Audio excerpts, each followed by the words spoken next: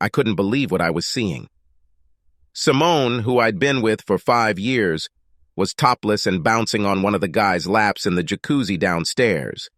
It was very clear to me from the expression on her face and the expression on the guy's face that they were actually having sex. What the fuck? Angry, I took out my phone and took a short video. I thought about changing into swimming trunks, but decided against it. I sat down on a chair in the room and thought, no wonder she didn't want me to go to this party with her. She had been working as a secretary at S&G Funds, a hedge fund company, for about a year or so, and she seemed really happy. Now I know why. Earlier that week, I saw a message arrive on her phone saying there was a company Christmas party this weekend, and she was allowed to bring her +1. When I told her about this, she tried to talk me out of going. "Carl, you will still be bored," she said. "I don't understand this," I said. "Why don't you want me to go with you?" I asked. "Are you ashamed to appear with me in public?" "Of course not, stupid," she said. "They're just financial gurus. There will probably be a lot of boring talk about money and stuff. You'll just get bored."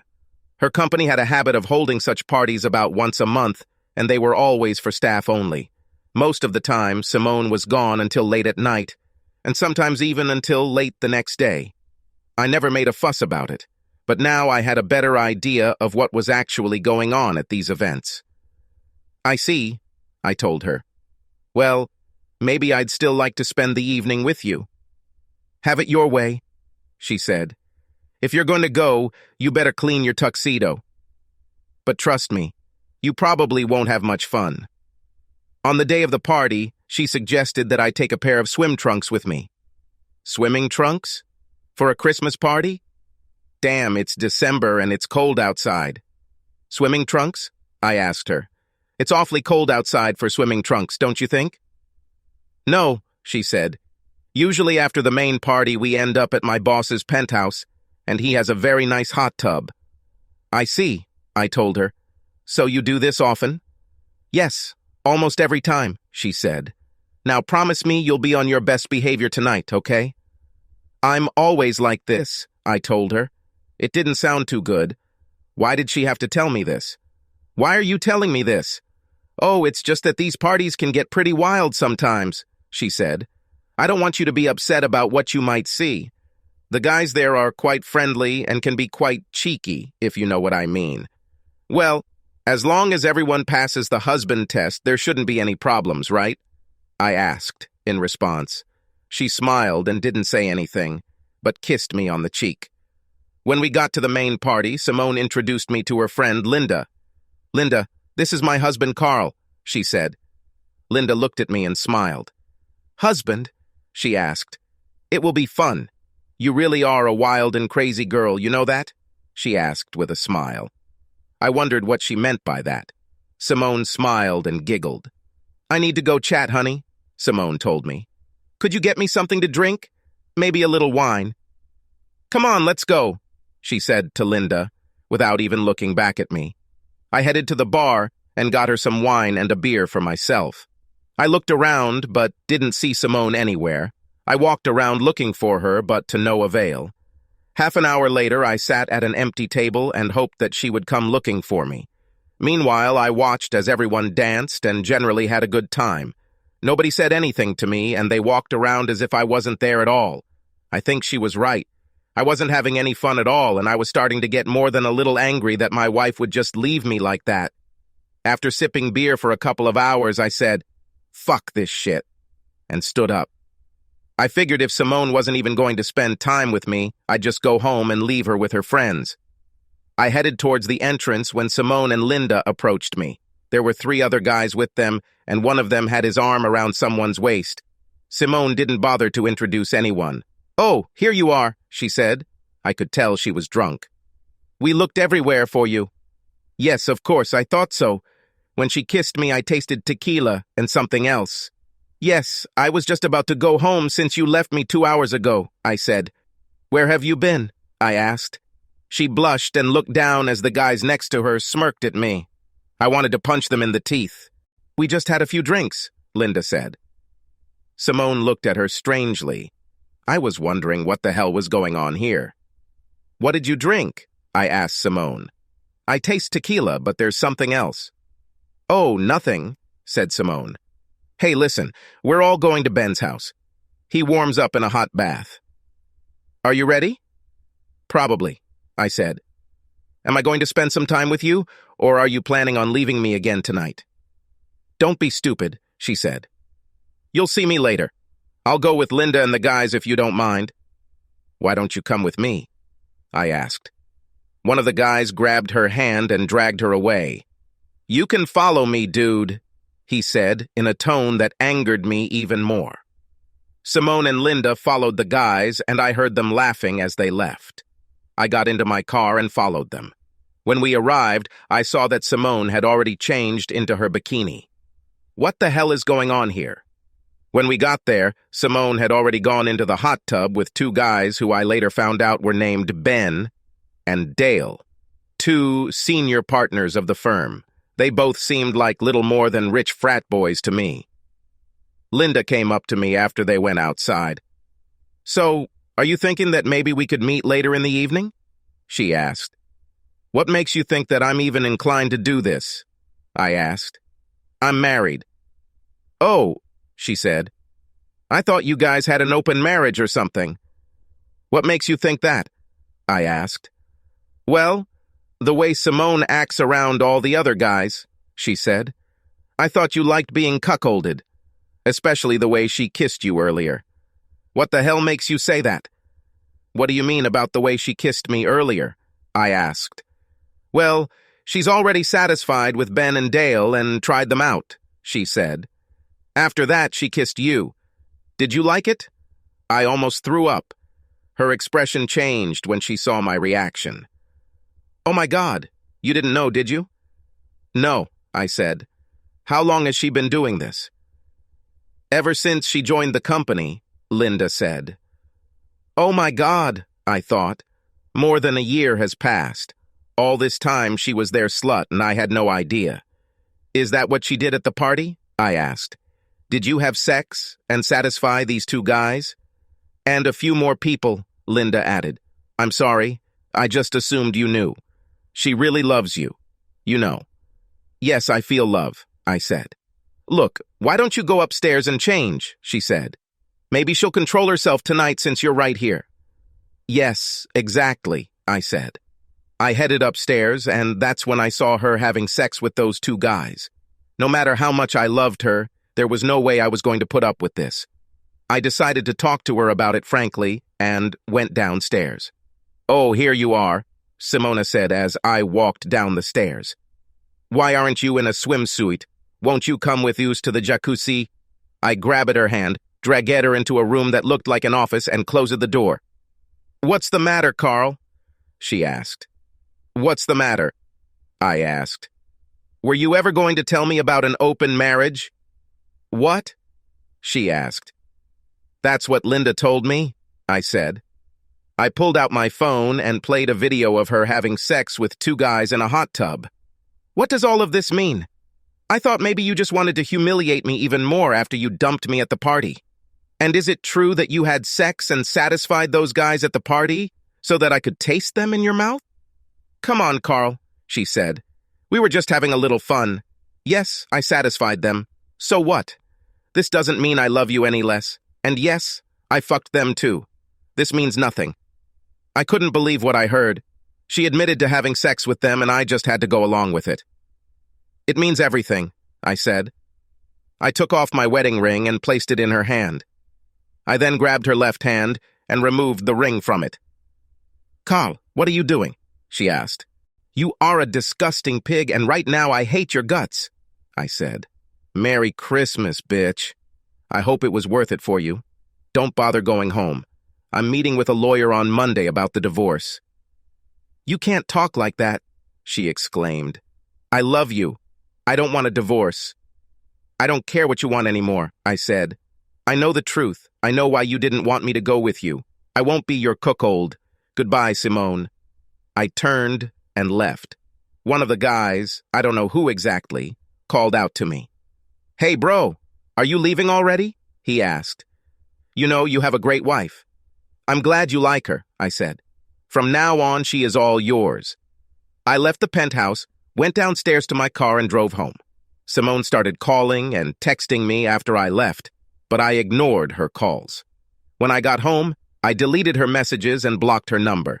I changed out of my tuxedo, grabbed some garbage bags, and started throwing her clothes and other things into them. I put them in her car and took her out of the garage. I removed the garage door opener and changed the code so she couldn't get back inside. By then, it was about 2:30 a.m., and I was dead tired. I fell onto the bed and fell asleep instantly. The next morning, I woke up to our home phone ringing. I picked it up without thinking. "Yes," I said when I answered. "Carl, it's me," said Simone. "Please take me." "Fuck you, bitch," I said. "You're not my problem anymore." "Carl, please, we need to talk," she begged. "No, we won't do that. If you have anything to say, you can say it through my lawyer. You really need to come and pick up your car from my parking lot." "I already packed all your stuff in it," I told her before hanging up.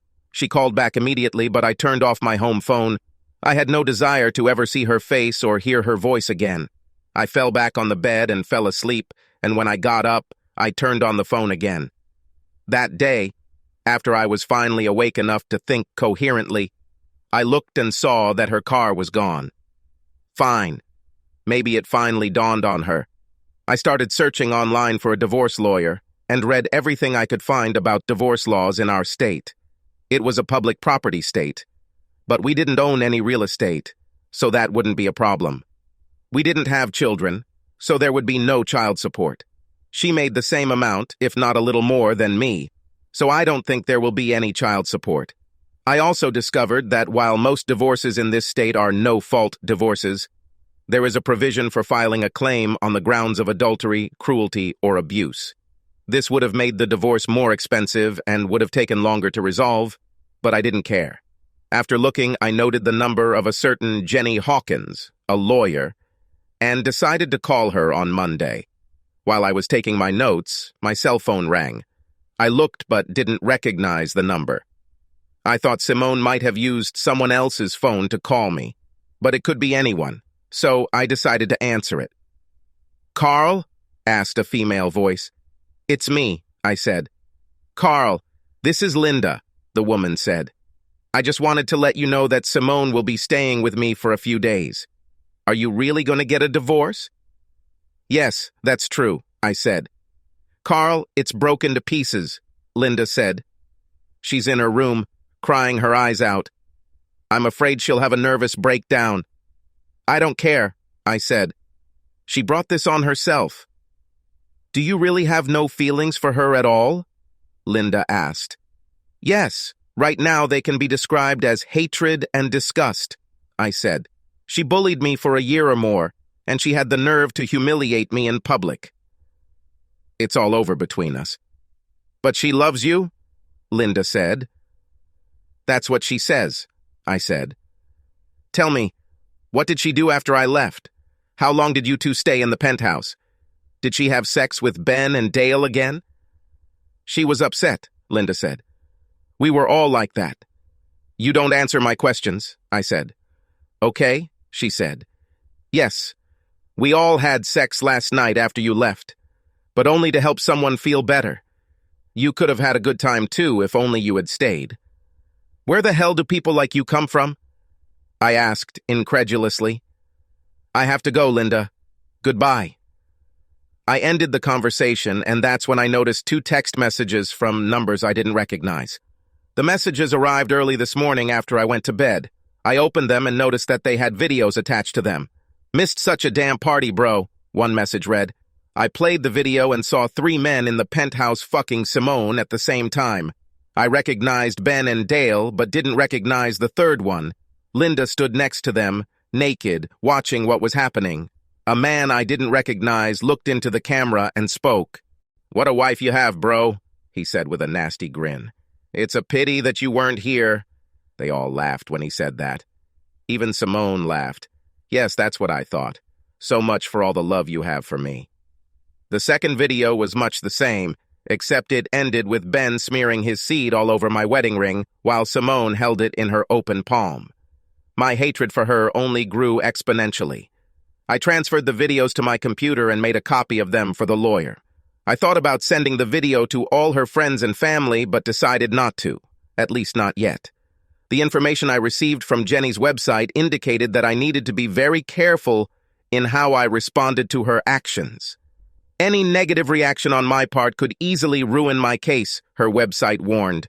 Okay, I decided to hold off for now. I didn't hear anything from Simone or Linda that day or the next, which was a good thing from my point of view. I spent the rest of the weekend banishing Simone's presence from the apartment. On Monday, I called my boss, explained the situation, and took a few days off. I knew I would be virtually useless, and my boss knew it. He had been through a divorce from an unfaithful wife, so he understood how I felt. I called Jenny's office and made an appointment for that afternoon. On the way to the appointment, I stopped at the bank and did everything I could to get her out of our joint account. I paid off her joint credit card and then canceled it. I withdrew half of everything and opened a new account in my name only.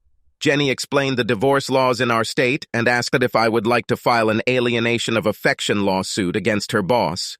She explained that it might not go very far, but there was always a chance given the evidence I had. I told her to do what she thought was best. "Where would you like them to be notified?" she asked me. "In their office," I said. I wanted them to experience some of the same public humiliation that they had subjected me to. She nodded her head and made notes. When we finished, I paid the advance and headed home. On the way, Linda called me. "Hello?" I said when I picked up the phone. "Carl, could you meet me and Simone somewhere this afternoon?" she asked. "Not really," I said. "I just finished meeting with my lawyer, and she advised me to stay away from her. If she has something to say, she can do it through my lawyer. Do you need her contact information?" "Wait," she said. I could tell she had one hand over the phone, and I could hear her talking to someone, but the voices were muffled. A few moments later, it turned on again. "I think that's enough," she said quietly. After I gave her Jenny's contact information, she tried to advocate for Simone one last time. "She really loves you, Carl, and she is ready to make amends to you. Can't you please find the strength to forgive her?" "Well, she has a damn funny way of showing her affection," I said. "And how exactly is she going to make amends to me? Can she turn back time a year? I don't think so. The answer is no. I will never forgive her for what she did." "Okay, if that's what you want," she said. "I'll give this to her, but you know that someday you will have to talk to her." "Not if I don't have to," I said. "What is done. Tell her that she can expect to receive the documents soon." I ended the call and drove the rest of the way home, stopping only to buy a 12-pack of beer and a couple packs of cigarettes. I quit smoking when we first got married, but I felt like I needed to do something to stop myself from punching holes in my walls. Shortly after I got home, the house phone rang. I answered, wondering who was calling now. "Hello?" I said. "Mr. Jacobs, this is Ben Carlson, your wife's employer," said a young male voice. I recognized the voice from the party.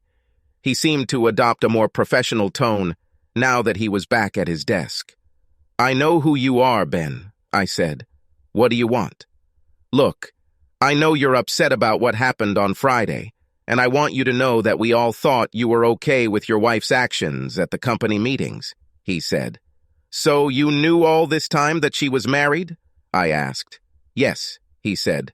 "But to be fair, she told us that you guys had an open marriage and that you were fine with what she was doing." "And you never bothered to ask me about it?" I asked. "I didn't think I should have done it," he said. "What about the videos you guys sent me on Friday night?" I asked. "What was wrong with that?" "The videos were her idea," he said. "Look, I'm really sorry about all of this. Is there anything I can do to make it up to you?" "Yes," I said. "You can let me kick you in the groin the middle of next week, after you testify against her in court."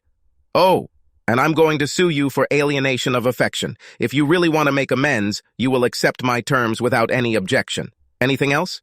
"Are you really suing us?" he asked. "Yes," I said. especially since you've been violating your own moral standards for the past year by destroying my marriage. Look, man, it was all just for fun, he said. We didn't mean to ruin your marriage. Well, what the hell do you think was going to happen? I asked. Did you really think that I would just sit back and applaud you for screwing my wife and using her? I think you've read too many stories on the internet. Listen, man, we can handle this, Ben pleaded. Such a lawsuit could ruin us. Not my problem, asshole, I said. You shouldn't have turned my wife into your whore. Goodbye. I hung up the phone and grabbed a beer and then headed out to the balcony to smoke. I didn't hear anything from the traders until Wednesday, when they were notified at Simone's office. I don't believe you actually did it, Linda said. You didn't even give her a chance to explain. Do you have any idea how humiliated she is right now? I really don't give a damn, I said. She didn't care that she was humiliating me with her cheating, so doesn't matter. Goodbye, Linda. Don't call here again, I added, throwing down the phone. God, it felt so good. A few moments later, I received another call. I recognized the number. He was from Ben's office. What? I shouted, answering.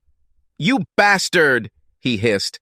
I'm gonna kick your ass. How dare you sue me? Simone wanted to fuck us all, you stupid shit. Maybe you should have taken better care of her. Bring this to court, asshole, I said. How dare you ruin my life? Now I'm gonna ruin yours. I hung up and called Jenny to tell her about Ben's threat. Okay, she said. Today I will file a motion for a temporary restraining order against Simone, as well as her accomplices. I will make sure you receive a copy of the order. Remember what I said, don't do anything stupid. What if he comes to me? I asked. Make sure you have witnesses and don't provoke anything, she said. I understood what she meant. Later that day, there was a knock on the door. True to her word, Jenny applied, and the courier just delivered my copy. I decided to play it safe and bought a small motion-activated camera to film my living room. I also had a good bat next to the front door, just in case. I decided that if Ben or his associates were going to carry out their threats, I needed to have something as proof, and I needed some kind of defense. The situation remained relatively calm until the end of the week. Luckily, I didn't hear anything from Linda, Simone, or her boyfriends. That is, until Saturday evening. I was sitting on my balcony with a beer and a cigarette in my hands when I heard the doorbell ring. This was followed by a knock. I put out the cigarette, walked into the front room, and looked out the door peephole. Sure enough, it was Ben, and I could see someone next to him. The knocking continued. Open up, Jacobs, he shouted. I hear you there inside. Open up so I can kick your fucking ass. You're violating a restraining order. I'm calling the police right now, Ben, I said, dialing 911 on my phone. You won't dare, he shouted. Open it now, damn it, he yelled. Take your medicine like a man, you little weakling. When the 911 operator got in touch, I told them what was happening at my door. We received a couple of calls in the area and have already sent a couple of patrol cars to your location, the operator said. In the meantime, don't open the door until the officers arrive. Thank you, I said, before ending the conversation. The knocking continued, and I began to wonder if he was going to break down the door. I gripped the bat tighter and waited. Damn it, open it before I break down the damn door, he yelled, pounding on the door. I heard some noise and looked through the peephole. I saw two very large police officers handcuff Ben and another man next to him. One of the officers knocked on my door. Police, said the officer. I opened the door and saw two men in handcuffs. Ben looked at me as the officer led him back to his patrol car. I'm not done with you yet, weakling, he yelled. I'm gonna come back and kick your fucking ass. I looked back at the officer. You know this person? He asked. I nodded my head and showed him a copy of my order. He reread it and said something into his walkie-talkie before turning to me again. We'll take them to the city center, he said. They will spend the night with us. Can you tell me what it all means? He took detailed notes while I told him my story. Thank you for your cooperation, he said when I finished. I don't think he'll be giving you any trouble for a while. I closed the door and locked it before returning to my balcony with a fresh beer. The next day, news of Ben's arrest hit the newspapers. Hedge fund. CEO arrested, the headline read. The short story below didn't go into detail, but something told me that this was just the beginning of his downfall. Over the next few days, more articles appeared saying that a number of S&G clients were leaving the company. It seems their customers felt they couldn't trust a company that was ruining their employees' marriages. Naturally, this affected the company's bottom line. Okay, I thought. The following Monday, I returned to work. It was difficult, but I managed to get some work done. I didn't hear anything from anyone for about 3 weeks. Then Jenny called me. "Good morning, Carl," she said. "How are you holding up?" "Pretty much as you'd expect," I said. "Is there any news from Simone?" "Yes," said Jenny. "She hired a lawyer and they went to court asking for marriage counseling. The judge agreed and scheduled 6 hearings starting this week." "Can they do this?" I asked. "Yes," she said. "And it would be beneficial for you to appear here. If you don't do this, the judge can charge you with contempt of court and even put you in jail." "I will never reconcile with this bitch," I told her. "I understand," Jenny said, "but you still need to show up. If the lawyer sees that there is no hope for reconciliation, she will inform the judge about this." "Okay," I said. "Was there anything else?" "Yes," said Jenny. "Her lawyer told me that Simone is pregnant. If this is the case, then the court will do nothing more until paternity is established." "So I have to wait another 8 or 9 months?" I asked. "At the moment, yes," Jenny answered. "Shit. If it is your child, you will be ordered to pay child support. However, on a positive note, the judge agreed to a legal separation, at least until she gives birth." "Wonderful," I said. Jenny gave me the consultant's address and wished me luck. I wrote down this information and put it on my calendar. I decided that I had made it clear that there was no way in hell I would put up with a cheating slut. When I got to the consultant's office, I was immediately let inside. The slightly older woman looked at me over her glasses. Simone sat opposite her in a love seat and looked somewhat unhappy. I had a very bad feeling about this. The consultant introduced herself as Dr. Abigail Farnsworth and indicated that I should sit next to the slut on the sofa. Instead, I chose to sit on a smaller wooden chair, positioned at a 45-degree angle to the love seat. "It's good to see that you were able to come, Mr. Jacobs," she said. "I understand that I have no choice," I said, crossing my arms over my chest. "That's right," she said. "Still, I'm glad to see you here." She turned to Simone. "Tell me, Mrs. Jacobs, what do you hope to get from these sessions?" "I want to be with my husband again," she said. "We're going to have a baby, and I want to be a family again." I snorted derisively when she said that. Abigail looked at me. "And what do you hope to get from these sessions, Mr. Jacobs?" she asked. "What I want is for you to understand that I will never put up with this," I said, nodding my head towards Simone. I saw her recoil when I did this. Abigail nodded her head. "Even for the sake of the child?" she asked me. "Honestly, I don't think this is my child," I said. "If by some miracle this happens, I will pay child support and do everything in my power to become his father. But I will never reconcile with her. Period. End of sentence." "Even for the sake of the child?" she asked. I took out my phone and showed the videos they sent me. I showed them to Abigail. She was clearly disgusted by what she saw. When the video ended, I put my phone back in my pocket. "I see you're married, doctor," I said. "Tell me, if it were your husband in these videos and not her, would you want to make peace? What if you found out that he did this to you for over a year and actually did it in front of you? Would you make peace then?" "It's not about me," she said. "This concerns you two, and now you have something to think about." "You're wrong, doctor," I said. "She has a small child to think about. I don't believe her child is mine. In fact, I'd be willing to bet on it. However, I would like to get some answers from her." Abigail thought for a moment, then nodded her head and looked at Simone. "I think he's entitled to some answers, don't he?" she asked Simone. She lowered her eyes in embarrassment, and her face burned with embarrassment. She finally looked up at me before answering. I think so, she said. Abigail looked at me before speaking. The word is yours, she told me. I nodded my head in gratitude and turned back to Simone. The night there was a party, you knew what was going to happen, didn't you? I asked. She nodded her head. Yes, she said. And that's the real reason you didn't want me to go with you, isn't it? I asked. Yes, that's true, she said. I tried to warn you that you wouldn't have fun at all. And you were right, I said. It was the most terrible night of my life. When you kissed me at the party, you deliberately made sure that I could taste those two men in your mouth when you did it, didn't you? Her face turned red for a moment. Yes, I did it on purpose, she said. Why? I asked.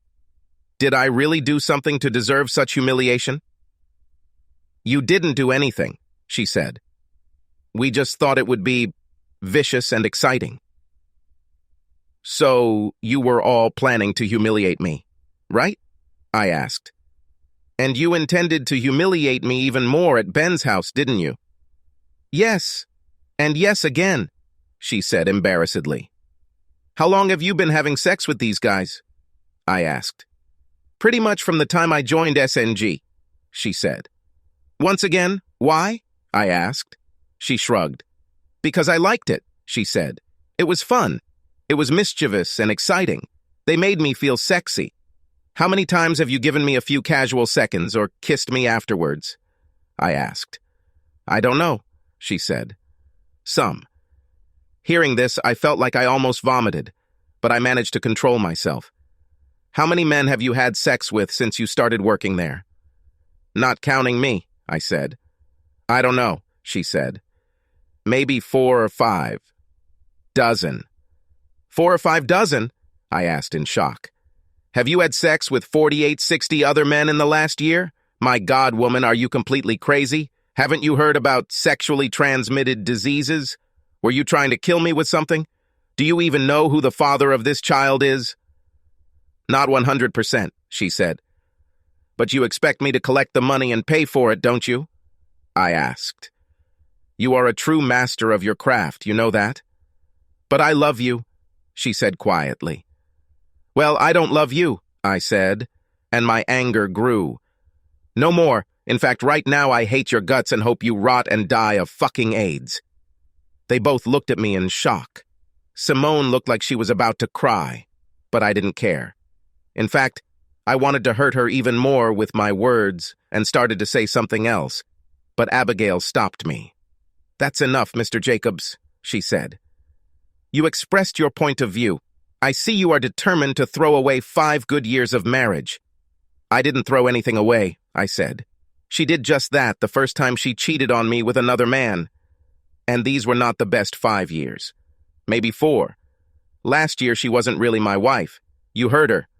Over the past year she has slept with 48, 60 men. She doesn't even know who the father of her child is. No, I will never, ever come to terms with this.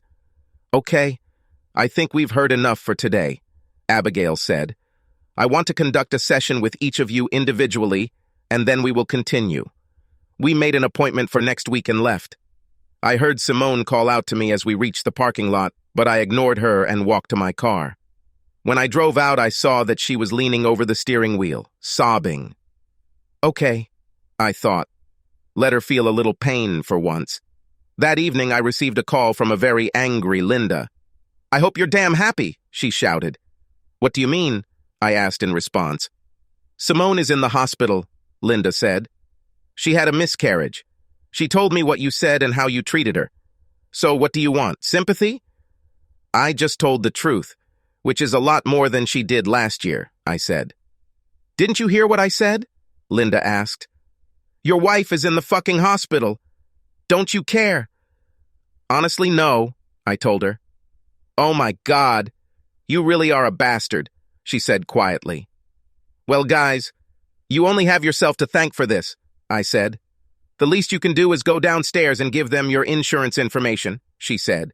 Legally, she's still your wife, and you'll still end up getting the bills. I calmed down for a moment and remembered what Jenny told me. Okay, I said. Which ward is she in? Linda told me this information, and I went to the hospital. Once I got there, I went to her room and conferred with the nurse. I gave them my insurance information and spoke briefly with the doctor. "Any idea what caused this?" I asked the doctor. He shook his head. "Hard to say. There are a number of things that can happen during pregnancy," he said. "How long has she been pregnant?" I asked. "I would say maybe 9 or 10 weeks," he said. This meant that it was entirely possible that the child could be mine. However, I will never know. However, it didn't matter. As far as I understood, her miscarriage only meant that the divorce could take place. "How is she doing?" I asked. "She'll be fine," the doctor said. "I want to keep an eye on her for a bit, but she should be able to come home in about a couple of hours." "Thank you," I said before entering her room. She looked terrible lying in bed. She looked at me with tears in her eyes. Linda stood at the foot of her bed. "Are you happy now?" She spat at me. "Shut the fuck up, bitch," I growled. Linda backed away from me before leaving the room. I looked at Simone. "I think it's really over between us, isn't it?" she asked. I nodded my head. "Yes, that's true," I said. "Do you really hate me as much as you said this morning?" she asked. "Right this second, no," I said. "But I will never take you back. You have proven that I can never lose sight of you. Every time you went to the store, I would sit at home and wonder if you were having sex with the clerks at the checkout. Besides, I just can't get past your blatant disrespect. I do not understand this. All these years I've treated you like a queen. Did I do something that made you suddenly turn away from me?" "No," she said. "You were the best husband and lover a girl could ever dream of." "Obviously not," I said. "Or you could tell those clowns to fuck off." "It wasn't you," she said. "It was me. They brought out the slut in me. They told me that every guy wants to see his wife fucked by other men. I guess I just bought their bullshit. I saw other girls doing this and thought, why should I miss out on all the fun? And that's all there was. Just fun." "Yes," I said. "It's all fun and games until the spouse finds out." I waited a few moments before continuing. "Look, divorce will still happen no matter what you do. All you are doing is wasting your time and money. End this farce and move on, okay? We're done. I will never take you back."